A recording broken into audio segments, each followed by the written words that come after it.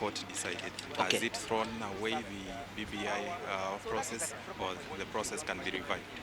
Yes, that's what Th- we want uh, to know. okay. You start by Thank you very much. My name is Justice Munithia. I was one of the counsels for IBC. And just to start off with, these decisions gives a roadmap of anyone who wants to initiate a popular initiative, what they do, or anyone who would like to amend the 2010 Constitution on what they have done.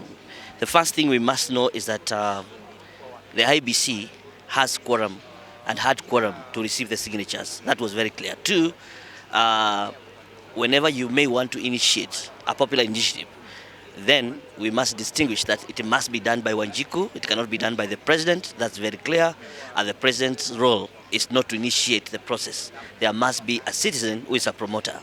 The only route that a person in power can do that is through parliamentary process. That was very clear. Again, the basic structure doctrine, which was so key in this case, has been found not to be applicable in Kenya by majority decision of the judges. Other judges may have dissented, but clearly that doctrine is not anywhere in our constitution. That's very clear. The other important question is that courts have now been warned that when a question is not ripe for discussion, they don't go ahead and formulate it. For example, the question as to whether we are going to have a multiple referendum question or many questions or one question wasn't ripe for determination. Safe to say that one of the judges has pointed there is need to harmonize the constitution and section 49 of the Elections Act when it comes to formulating the question. And two, that public participation is a key component when it comes to amending the constitution. However, it is important that a legislation or a law be passed so that it can guide the process. For example, once the questions or once the bill is tabled to the IBC, how does it move to the county assembly, from the county assembly to the National Assembly and to the president? The judges have clearly pointed out that it's not very clear how that should be, and to take out ambiguity, it is important that Parliament considers having a law which will guide that process in the future. Of course, not to remember that the judges have castigated lawyers who comment on decisions when they are pending in court. And I'm sure they have mentioned especially counsel, Ahmed Nassir, for having commended when the case was pending.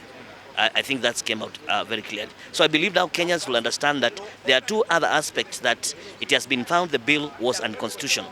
And therefore, the way it had been formulated, it could not pass the test of constitutionality. One, in Article 89 of the Constitution, it is only the IBC which has power to engage the public in delimitation of boundaries. By mere fact that that provision had been inserted in the draft bill, it has been found to have been unconstitutional because the bill was purporting to usurp the powers of IBC. And to that extent, it was found to be unconstitutional. Another issue was that adequate public participation. Yes, there was participation, but adequate public participation was found to be wanting. And therefore, to that extent, again, that process was found to be unconstitutional. Of course, they have already found out that the president, although he was not served with the papers, you can't sue him in his individual capacity when he's in office. You can only sue him through the office of the Attorney General. So that came out clear. So the president is off the hook. IBC are okay. And therefore we wait to see the next initiative, if it comes, what people will do. Because this decision has been rendered by the final and the highest court in the Republic of Kenya. It is a benchmark upon which not only this region, but the other regions will follow if they may want to amend their constitution through a popular initiative. Thank you. So what happens? What happens? What happens to the whole process now that 5 out of 7 have been allowed? We all know that to amend the constitution of Kenya 2010 or to initiate a referendum, you can only do it 1 year before the elections. Elections are coming in August, so we do not expect that any process can go on now. We have to wait until next time. If anybody wants to initiate the process, they must follow what the judges have ruled.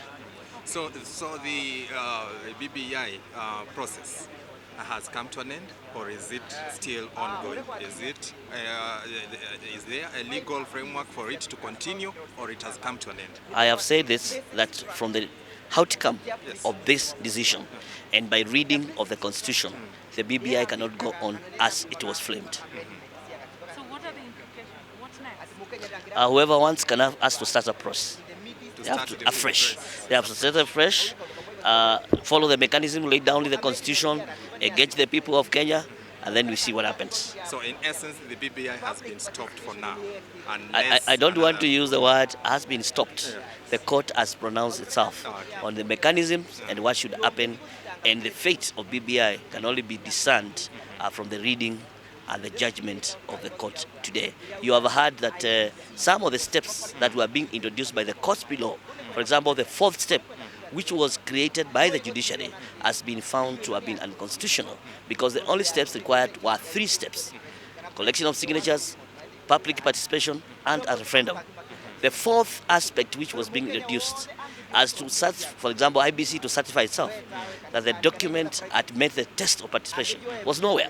It was a creature of the High Court, and that has been taken away, and the courts have pointed out that we must avoid judicial overreach.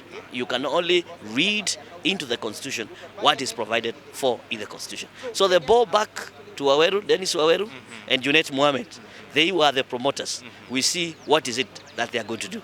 But as pointed out now, the process cannot go on because a constitutional amendment like what they have started can only be done 1 year before the general elections. Thank you. After the election, they can start the process afresh. If they want. so wish. Thank you. Welcome. Asante sana. What was the name? Justice Munyithia. Munyithia. Yeah. Justice Munithia? Yes. Give us the 2 names, please. For Justice Munyithia. Justice. Yeah. Justice Munithia. Okay, Munyithia, thank you. yes. Appearing for IBC. Okay. Thank you.